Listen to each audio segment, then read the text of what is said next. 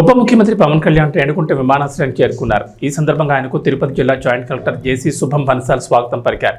అలాగే తిరుపతి చంద్రగిరి ఎమ్మెల్యేలు Arani Srinivasulu, Pulivarthi Nani, TDP parliament అధ్యక్షుడు Narasimha, Dallas group chairman Divakar, Ketham school అధినేత వెంకటేశ్వర్లు, ఆర్డీఓ రవిశంకర్ రెడ్డి తదితరులు పుష్పగుచ్చాలు అందజేశారు. జనసేన తిరుపతి ఇన్ఛార్జ్ కిరణ్ రాయల్ తదితరులు పాల్గొన్నారు. అనంతరం పవన్ రైల్వే కోడూరు నియోజకవర్గానికి బయలుదేరారు.